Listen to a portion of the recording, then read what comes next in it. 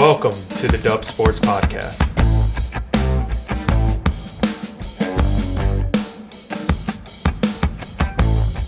All right, welcome to the Dub Sports Golf Edition. This is episode 3. Thanks for listening in. Thanks for joining us. It is the finish of the Ryder Cup. We are super excited. A big time win for the United States, and it was never in question. Just basically ran through the Europeans like it was nothing, and so we had a 19-9 overall win at the Ryder Cup. So we're excited. I know that you are as well. And Brady, what do you think about the match? We smoked them. Let me get my mic closer. Can I get my mic closer? Amateur hour here. No, I think we did great. Obviously, the U.S. just absolutely dominated, and I think despite their best efforts, Europe just couldn't get it done. So, yeah, for sure. And we thought that going in, I think even Vegas had the odds for the U.S. winning pretty easily. Good for those guys. Yeah, absolutely. But even in recent history, we would go into the Ryder Cup as favorites, and we've lost 7 out of the last 9. So, Yep. You really didn't know what would happen, but we pulled it off. Big win for the U.S. Got it done. The knock on the United States is ultimately that we just don't come in to this caring about the Ryder Cup whatsoever. I think the mindset has changed a little bit. Absolutely. And we'll talk about that a little bit more later on. But just a great win for the U.S. It was exciting to see. It was fun to watch. Hope that all of you had the opportunity to sit around and watch the Ryder Cup a little bit this weekend. But we even had Justin Thomas and Daniel Berger chugging beers on 17. Yeah, it was great. So very exciting. Speaking of which, I think we just need to go ahead and get this out in the open. Sometimes we're wrong. Yeah. About certain individuals, and I think we owe Mr. Berger an apology. That he cares, but he's listening for sure. Just first off, let's just go ahead and get this out there. If you're on the PGA Tour, it doesn't matter if you're dead last in world ranking. They'll wax the course with us. Mm-hmm. I'm a pretty decent golfer. I'm a single-digit handicap, but by no means did I even compare myself to any of these guys, and they rightfully so. They're meant to be there, whether we wanted certain individuals to be there or not. But they can all play. Yeah. And I think Daniel Berger just really played well.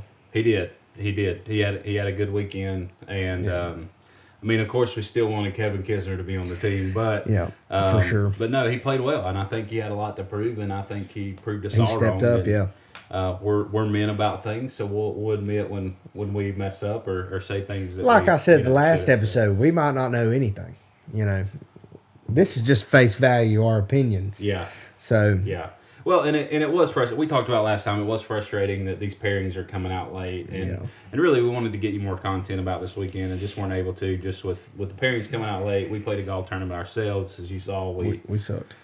We did not play good at all. I might have been the weakest link of our team, so it was a pretty frustrating day on the golf course. We missed like 10 birdie putts, and so I had to putt a lot, which I was not happy about. Yeah, being the last guy on the captain's choice, you did have to putt about every hole. And I didn't make anything. Yeah, so. Yeah. You drove the ball like 350 yards, and we couldn't hit 6-foot putts. So rough day on a golf course for us. But we won't talk about that anymore. We're moving on past that. We're looking forward to another tournament this weekend, so we're going to move on past our bad performance. But just kind of let's look at this thing. Let's kind of break this thing down a little bit. Do you want to go through? We won 19-9. Yeah, so just to break it down, the Friday morning matches, we went 3-1. U.S., of course, I'm speaking about. I am in the U.S. That's right. Friday afternoon, we went 3-1. Saturday morning, you guessed it, we went 3-1.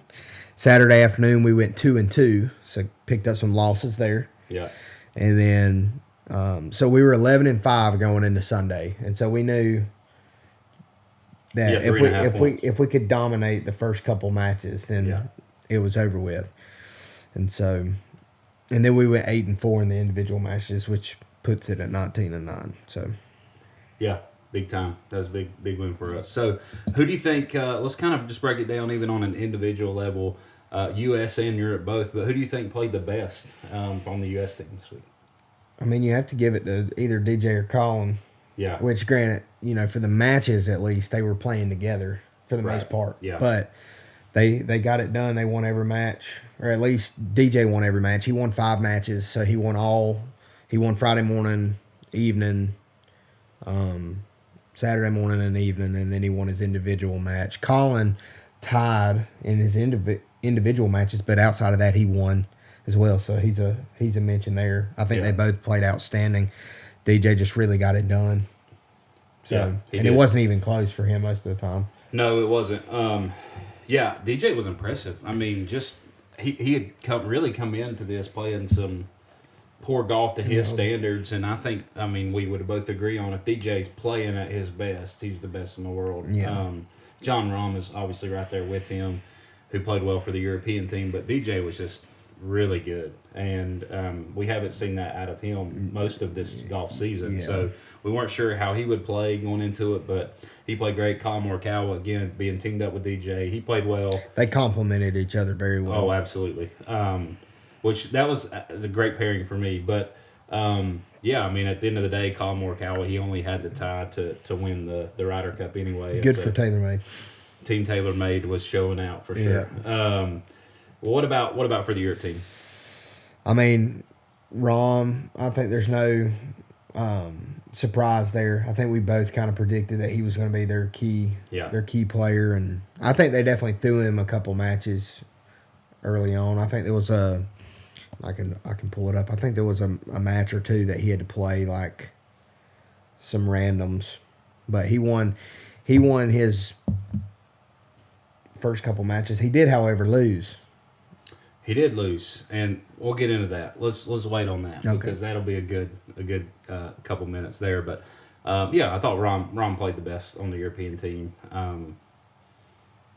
Sergio played pretty well. I mean, for the most part. Sergio played well. When it gets into that individual thing for him, though, Sergio's always is just making putts. He's a great ball striker. We know that, but at the end of the day, it's just making putts, and typically the individual round is where he struggles. I think Poulter surged right there at the end too. I mean, he did. He got him a point. Yeah. Well, and they were saying with him that like it meant a lot to him for Ian Poulter, which is really. I mean, but really, that's the thing that the Europeans have always had an advantage on the U.S. is that the morale. Yeah, like they have their a good team. They just love playing and being a part of that, and we'll kind of talk about the passion that they showed even on the course this weekend, but.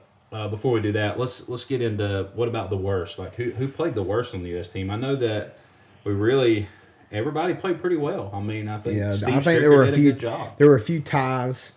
There were a few kind of like there were some losses, but I don't think it was because they played bad. I think they just got beat. Yeah, and I really can't point out. I want to say Daniel Berger, but he played great. He played great. And he won his matches. So and Finau played well. I mean, he wasn't the best. He did what he had to. He didn't lose royally. Yeah, right. Absolutely. Harris English played good for the most part. He made a couple mistakes on some holes that he could have taken advantage of and earned a point, but and then Jordan Spieth is kind of right there, sitting at like 500. Yeah. He tied. He and Tommy Fleetwood went good on the last to tie their match yesterday, and that was kind of that upsetting. Was a good match, though. That was a good match. I had anticipated Jordan winning. Yeah. But Tommy held his own. He did. But Jordan's not won an individual match in the Ryder Cup since he's been in like 2013. No. He hasn't won an individual match. So, why do you think that is? I mean, you think it throws him off going from playing a team to going and playing his own ball? I know over the last 4 or 5 years, it's just because he hasn't been playing good golf at all. I thought this year would be a little bit different. I thought he would, kind of get a win. Friday, he and Justin Thomas both looked terrible outside of like Jordan's unbelievable shot on number 17, where he almost just jumped into Lake Michigan But I mean, Probably should have probably should after that shot. Just unbelievable. I think it went like 100 yards in the air and dropped like just a couple If I feet tried to from hit the that hole. shot, it would probably have gone behind me into Lake Michigan. Oh, no doubt. I would have whiffed, and I would have tumbled down the hill. Like, there's no doubt about it. And even, like, Shane Lowry was kind of in the same spot on Saturday. Yeah. It took, like, a 2-club length drop. And, Yeah. I mean, just like, dude, we want to see you hit this. Like, even if, I mean, Yeah. Shane Lowry's, Wuss. he's like us. I mean, he's a big guy. Yeah. It would have been kind of funny to see him. That's like, probably go why he down the didn't. hill. It's because he knew it was not. He wasn't gonna be stopping before hitting that water. No, not at all. It's literally swinging. Big boys go down; they go down harder. Yeah, he's tumbling. He's tumbling. For sure. Insane. So, but no, I mean, great shot by Jordan Spieth on that. But and he played. And Saturday played well. He had a couple good team matches there on Saturday, and I don't know, man. Ultimately, I think he's just not playing great golf. I mean, at the end of the day, he's still trying. He's a head case. I mean, he's definitely we love that. Spieth, but he's a head case. He's not there like we were talking about. He's kind of at a B plus. And Yeah, he's finding it back though. He'll be all right. absolutely. What about on the European team? Obviously, not a great performance overall from the Europeans. What do we think? Like their worst player? Tyrrell, there's no question. Yes. And which I'll say this: we're lucky, and I say we're lucky. I kind of would have wanted to see it, but the Europeans are just lucky. Tyrrell made it through 18 without snapping a club. Absolutely, especially Or sending one to the lake. I mean, yeah. But he lost almost everything. Mhm. I think he might have got a tie. I don't know, but Yeah. it wasn't good. Yeah. It wasn't a good performance from him, and you could visibly see it. And I don't think it's that he didn't play good. He just couldn't get it done around the greens, and he missed some putts, and you could see it in his face. He was just upset that he wasn't making anything, and I think they were all kind of upset. But Tyrrell, just from the statistical point of it, he didn't do good. Yeah, absolutely. Yeah, and Rory didn't play well. He won his last match on Sunday, but I mean, Do you think that was? I mean, either. do you think that had a deal with him playing with Poulter all week? No, well, you'd kind of expect them to play good together and complement each Yeah. other pretty well. Poulter is good. Like his approach is good. His around the greens are good. And I mean, Rowan just smashed the ball obviously on the tee, but I don't know, man. He's just not. He's not in it either right now. He's kind of been MIA too. He's struggled the last few years, and he'll go to Quail Hollow and he'll win a tournament. But I mean, at the end of the day, like. I don't know. Like you expect Rory when we expect him to play well, he doesn't. That's been my experience with him. He's so frustrating. Yeah. Because I like him. I think he's a good dude. And I think Yeah, obviously he's a it's terrific hard to golfer. believe that he's not the number one golfer in the world, just with No, it his is. swing and also his achievements. I mean, what he's done and how young he did it, and it's like he just fell off the face of the did. earth. Like really, Almost when Tiger left the game, he went downhill. Rory started to struggle too, and I think golf was hoping that Rory would pick up the torch and run with it and Fill he that hasn't. spot. I mean, he's done well. Obviously, he's won a lot of events, but nowhere near the Tiger caliber I think people were expecting him to come into. But he struggled for the week as well. I don't know that he was their worst, but he definitely struggled on the weekend. Well, what was your favorite pairing this weekend? It could be on the European team or the U.S. team. Like, what was the best team?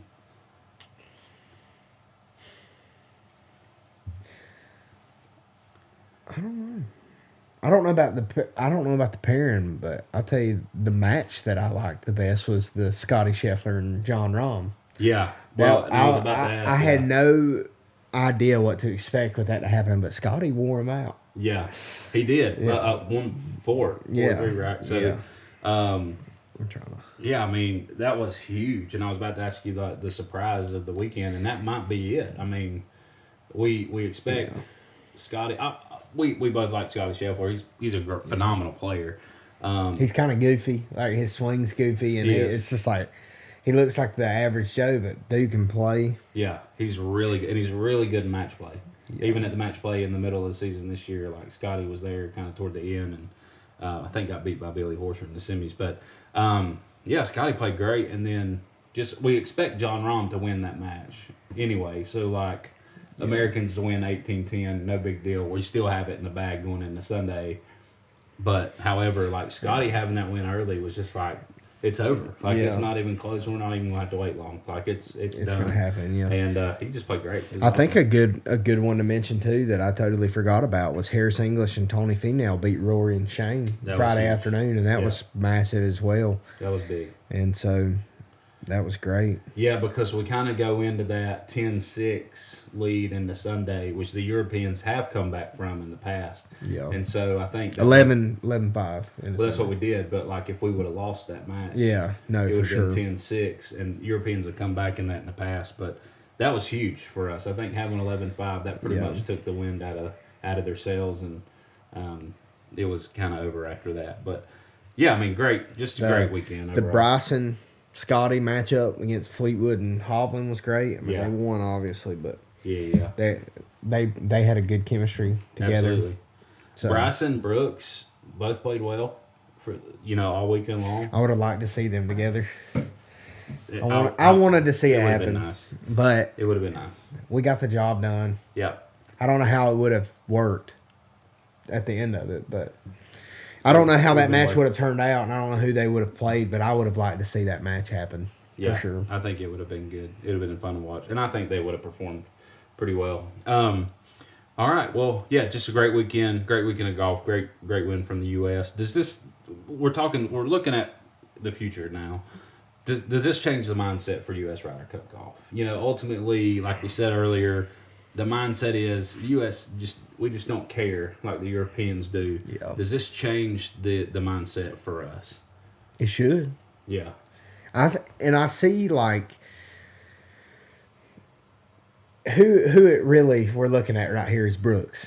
Because Brooks kind of came into it was like, man, I don't care nothing about playing the team sport. Like I want to go out and I want to win majors and be the best there is. And like I think even going into Sunday, I mean, we obviously saw him and Bryson hug it out, and he was laughing even at the beginning of the opening ceremonies. I mean, they were laughing and making jokes on stage, and towards the end, he almost holed it in one of his holes Sunday, and he was laughing. And I think, things like that have to happen for him to realize and for other people to realize, like, hey, this is important that we're here. We're representing our country. This only happens every 4 years or so. And, like it's important. And I'm, like, one of the best there is. And I get the honor and privilege of playing on this team. And I think the U.S., they've just kind of been out of it, not winning, and kind of having Europe beat them in the previous Ryder Cups going into this event. And I think it did change something for them. And I think, we obviously had a ton of young guys on the team and new guys such as Morikawa and Harris English and Finau, and even guys like Brooks Koepka and Bryson, they get to experience that. And they're like, hey, some of these guys they might be fading out in the next few years. And so, we're here to lead the team and to bring on the new guys. And so I think it definitely changed things for the U.S.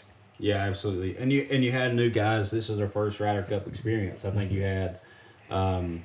Well, for the U.S. you had Morikawa, Cantley, Scheffler, English, and then I think we had like 8 guys. I think Xander is his first one. Yeah, I think so. Bryson, I don't know if he's been in the Ryder Cup. He was. Yeah, because he had lost a lot of his matches the previous one, because they were talking about like how is it different coming back to this one versus the last one. Okay, I got you. Obviously, he was a lot smaller. Wasn't hitting it the way it was. Right, yeah. So. Daniel Berger was another one, kind of new. Mm-hmm. So half of our team was all new young guys, playing in their first Ryder Cup, and I think it does. I think it does change the mindset. Cantley said going into Sunday, Cantley says, let's go for 20 points. And that was the mindset. Like, if we're going to win this thing, let's blow it. And I think they alluded to as well, Tiger had called in, or he had come and showed up and gave him a little speech. And he was just like, I think it moved everybody. And whether that was the case or not, but they got it done. They really just dominated this week. So yeah, for sure. And we've seen it in the past from the Europeans. And Rory, Ian Poulter both, crying in their interviews afterwards. Like it just means, and Rory said, I could give a crap, using other language, about individual accolades. Like, this is what I care about. Like, I care about our team. And that's huge. Our guys. I mean, yeah. You almost wish the U.S. had that. Absolutely. Like, I do. I wish we were to that point of, like, being that passionate about these team events. Because it's a big deal. I think it kind of lifts. And what's sad about it is going into this tournament, those guys are already showing their enthusiasm about it and like their joy about being a part of this team, and like they're getting on with the fans. I know there was like a video or a picture of Paul Casey's already up in the stands like Friday, like just hanging out, and like they have that mindset coming into it. And I think the U.S. it takes them a little bit to switch that mindset off. And I'm like, man, I would just love. I loved it when Ricky was a part of the team, and Ricky, you know, he's waving for him, telling him to come on. I think even Bryson at one point, he pulled driver out of the bag initially on this par 4 and ended up putting it back in the bag, and everybody was like, oh, like upset. And he was like, guys, just because I got 3-wood doesn't mean I'm not going for the green. Like, I'm still going for it. And everybody's like, hey, it changed their mindset. But I don't know. It's just like, I don't understand why the U.S. doesn't have that mindset and doesn't have that joy about it coming into it. And so I'm hoping that this year maybe changes that a little bit. And it's kind of like, what irritates me about it is Europe starts doing it, and then the U.S. is like, well, maybe we need to start doing that too. And then you see them copying some things, and I'm like, let it be authentic. Like, I want it to be like legit. Yeah. So yeah, and I think, you know, even Justin Thomas is going to have a good time no matter what, and I think he and Berger kind of just being part of that fan base this weekend was good. And then I mean, like, even like Shane Lowry was like trash talking the U.S. fans. You could tell he was doing that, which was awesome, and like he was really into it for the Europeans. So I just like to see that kind of, like, we get excited when we make big putts, and we always have. But like, I mean, there's just a real passion for each other, you know, commitment to each other on the European team, and with as good as we are, the top 10 in the world, 9 of them were from the U.S. As good as we are, if we had that camaraderie, like, we're not going to lose another President's Cup or Ryder Cup in a long while. No, so for sure. I don't think we're worry about the President's Cup anyways. Well, we're not. But definitely I would love to see us kind of continue this run. I think we will for a long time with a lot of good young players. So, well, that's it for our Ryder Cup talk. Again, thank y'all for listening. It was a great weekend. Hope that you got to see some of that. Next week we're going to be maybe looking at Bryson in a long drive competition. It's happening. Yeah, so we'll see. Kyle might be at Berkshire, the end of this still week. doing that? I don't know. Is Kyle Berkshire still? He'll be there. So that'll be fun to watch. Those guys are hitting, 8-iron, 300 yards. Must be nice. Well, I think the only thing left, then, we would promise you all a giveaway for some Vice drips, the pros. Yep. And we're going to do it right here. Yeah. We're spinning names live right here. So we have put all of your names. We thank you so much for following us. We've got this thing. To us. We've got it rolling. We got the app rolling, and I'm going to start it. We're going to hit it and see what happens. Here, I got to change. I'm changing to the dark. I think the dark looks better. Okay. We're going to continue it. All right. New technology here. New technology. We're going to see how it goes. All right. We're spinning. We're spinning. It's happening. I got to stop it after the first name. We're going to stop it. Okay. We have a winner. Terry Downs. Nice. I know Terry. He's a fun guy to be with. He's a great guy. He's from back home. Terry, thank you for watching. Thank you for liking and subscribing. I think that's it. Is he going to be playing this weekend? He won't be where we're at this weekend. I got you. But we'll get them to him. Okay? So, Terry, we'll message you. We'll figure out how to get these to you.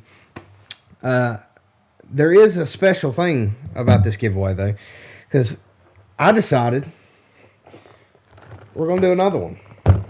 And this is a little bit more targeted, but us here at the Dub Sports Golf Podcast like to support the junior golfers.